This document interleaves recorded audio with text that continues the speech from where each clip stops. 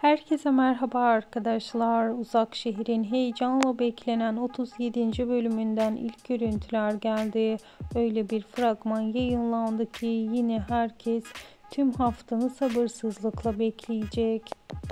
En çok herkesi düşündüren Ecmel Boran'ı görecek mi?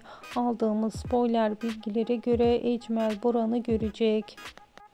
Ve tabii bir sonraki merak edilen Kayan'ı kim kurtaracak? İlerleyen saatlerde sizler için spoiler bilgi paylaşacağız. Bunun için takipte kalmayı unutmayın. Şimdilik ise benden bu kadar arkadaşlar. Bir sonraki videolarımızda görüşmek üzere. Hoşça kalın.